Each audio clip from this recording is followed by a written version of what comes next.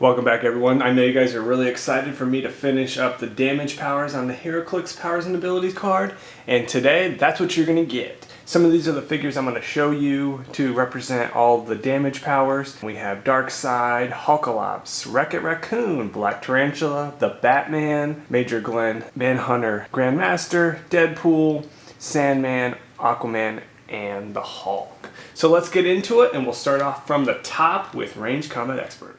Give this character a power action.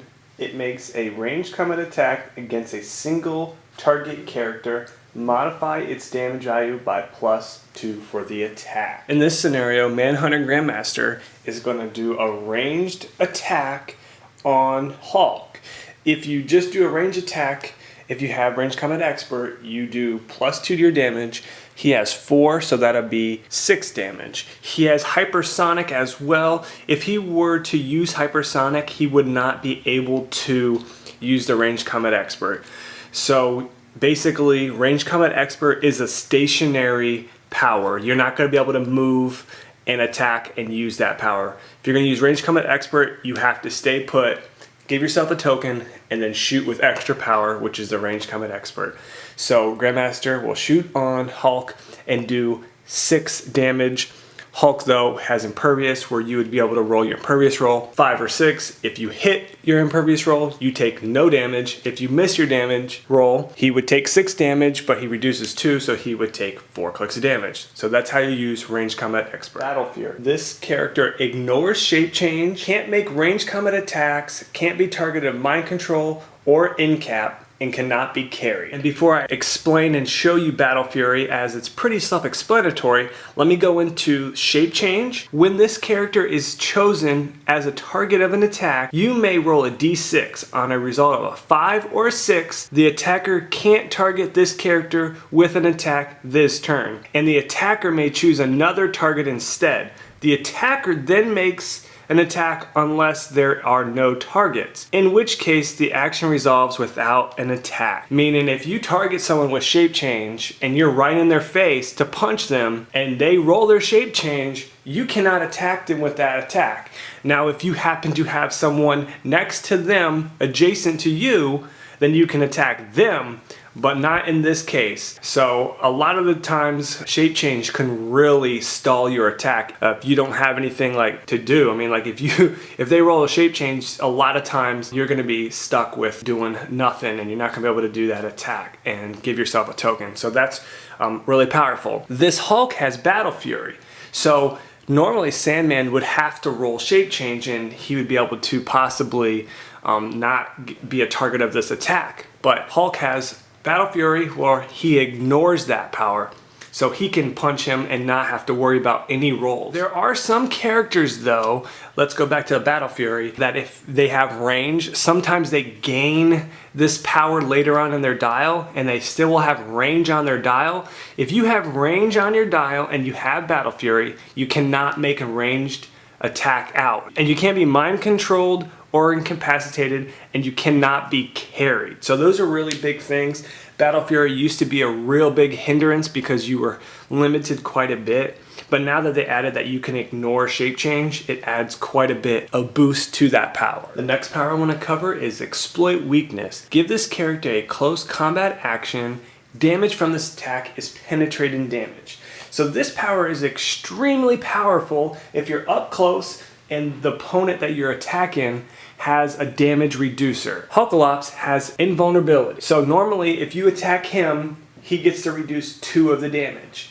But with Aquaman there, with Exploit Weakness up close, because it can only be a close combat attack, he can penetrate through the invulnerability. You can also do it on Impervious, which is also even better, because they won't even get their Impervious roll. And it does full damage. So normally this attack would just be 4 damage, you reduce 2, and he would take 2 clicks. But with Exploit Weakness, he takes all 4 damage. This power is extremely useful and can be really deadly and leave a character that's a brick with a really nice damage reducer on his mid-dial really quick. So I'm gonna go through a little scenario here. Aquaman punches Heroclix for 4 damage, Exploit Weakness, so he would take 4 damage. Now he's left down there hurting with toughness. The next power I wanna go over is Support. Say he's next to him. They're on the same team, he's not on the same team. Support. Give this character a power action and make an attack roll.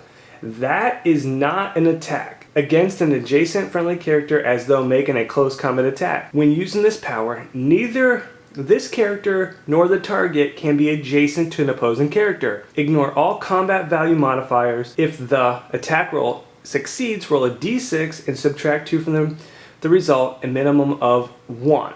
The target is healed of the damage of the result. Okay, so let's explain that. It was a little bit wordy. As of right now, Black Tarantula would like to heal Heroclix, but as I read, you cannot make this heal because Aquaman is adjacent to either one of those. So you can't make that heal, and that's gonna really hurt you to come back in this game. So, I mean, there's options you have. At this point, you can't really do anything, but if you were to break away, both of these guys were to break away, say over here, which is not a really good effective way because it's not going to work. Most of the time you're just going to have to try to kill this guy. But just say for the case of argument, say Aquaman's right here. Now this, you can try to heal. You would roll a d6 like you're going to attack him to heal him. A 9 on a 17. Say you roll your 8, you got it. Now you can heal. Now you roll 1d6 and the result of that d6 minus 2, that's how many you get to heal him. So say if you roll a 6, you get to heal him 4 and he would be back up to full click. If you roll a 1, your minimum is 1. If you roll a 2, you minus 2 and it's still 1. So if you roll a 3, you minus 2, it's 1. So basically you want to roll a 4 or better and then you're going to get some really good healing. So for the next 2 powers, I'm going to cover them at the same time because for this scenario it works really good. Enhancement. When an adjacent friendly character makes a ranged combat attack, this character modifies the adjacent friendly character's damage by +1. Major Glenn has Enhancement. Rocket Raccoon is adjacent, so if Rocket Raccoon makes a ranged combat attack, he gets a +1 to his damage. He currently has a 2 damage. If he was to shoot on Manhunter Grandmaster, he has Impervious. 2 damage, it negates, you're not doing any damage. But with the enhancement bonus, he will be shooting at 3 damage. So that's going to give you really big bonus right there. The one thing I want you to let you know though is if you have enhancement, you do not get the benefit of it if you make a ranged attack. You can only give it to friendly characters. So now let's get into probability. Once during your turn, this character is allowed to re-roll one of your rolls, ignoring the original roll. A character using this power must be within 10 squares and line of fire for which the original roll was made. Using the same rules, once per round during your opponent's turn, this character is allowed to force the opponent to reroll one of their rolls, ignoring the original roll. So if you have probability, which is blue on your damage, you can reroll one of your attack rolls if the person with probability can see the other guy that's going to attack. If he was the attack, he could prob him, and he also can prob his own rolls because he can see his own rolls. And the same thing is, if he was to attack on them, he can prob theirs. So you can use one on your turn and one on your opponent's turn. So in this scenario, Rocket Raccoon is going to get an enhancement bonus to 3 damage and shoot on him. His first roll, he needs a 9 on an 18, which is a 9. That's a pretty hard roll. He misses his first roll, he rolls a 6.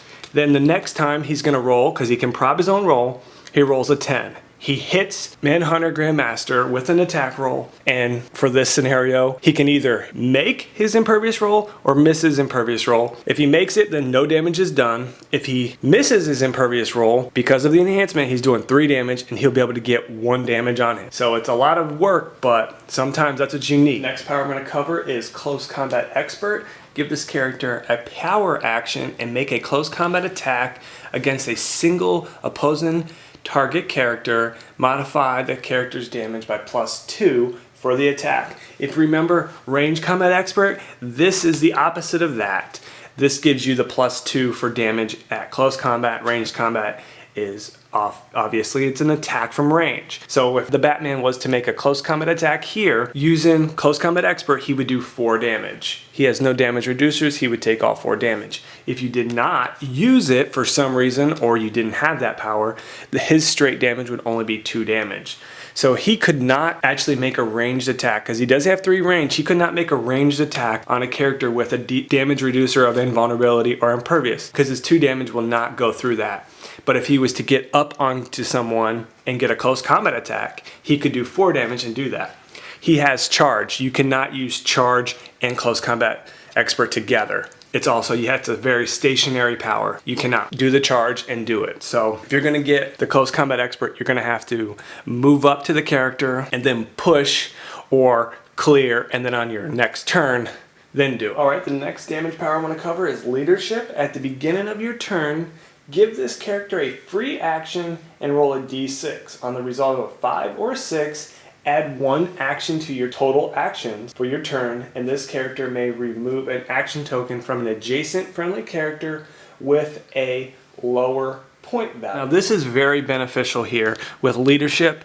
At this point they don't have any tokens, but for the sake of argument, Heroclix does not really matter because he's the one with leadership. He can have a token or he doesn't have a token. But if Winter Hulk here had an action token and Heroclix in the beginning of your turn rolled a d6 and rolled a 5 or a 6 and got that leadership roll, he could add 1 action to your total. So depending on how many points you play, you have a certain amount of actions per turn you can use. You would add 1 to that, so you'd have more opportunities to do that. And if you're adjacent to someone and you have your leadership roll, if they're lower points than you and they have a token, you can take 1 token off. Now, if you have a bunch of figures around here, you can only pick one of them. They have to be lower points.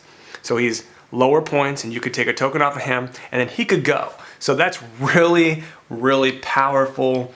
It could be game changing, and a lot of people make teams so that they can try to get leadership roles, because anytime you can attack constantly, meaning like he doesn't have indomitability, which would be willpower every turn, or power cosmic. He doesn't have that. So if I attack this turn, next turn he's gonna have to clear, or I can attack, but he would take a click of damage. If in the beginning of my turn he has a token and I roll leadership, I take the token off and he can attack again and not worry about taking any pushing damage. So it's really nasty, and it's a power that is used effectively over time in building a team. All right, the last 2 powers I'm going to cover are Perplex and Outwit. Perplex. Give this character a free action to modify +1 or -1 any combat value of a target character until the beginning of your next turn. A character using this power must be within 10 squares and line of fire to the target. If a target character is damaged or healed, the effect of the Perplex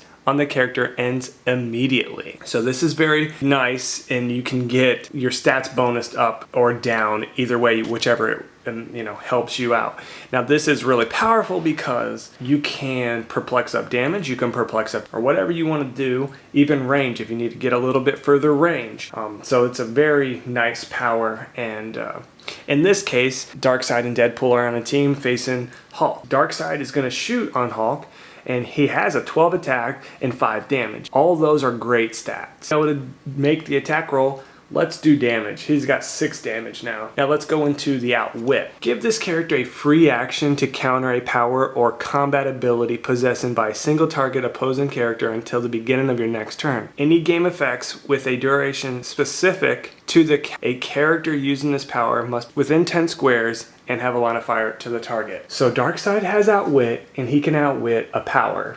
Now, a really basic thing, you can outwit your movement, attack, defense, or damage, or this indomitability, or if he was a flyer, you can outwit his flight. But since this character doesn't have any of that, you can outwit his indomitability. So if he has a token and he was, you thought he was gonna attack, you could say outwit indom.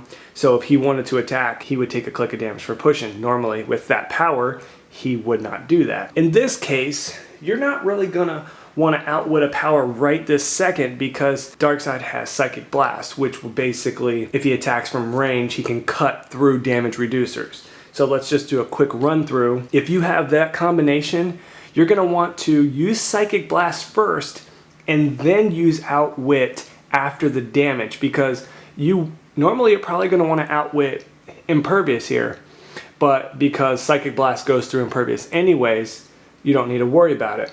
So just for theories here, say you want to outwit Impervious, you do your attack, 12 attack, you get your Perplex, just say you think you're going to hit that. So you say 6 damage Perplex. He would take 6 damage because you outwitted defense. 1, 2, 3, 4, 5, 6.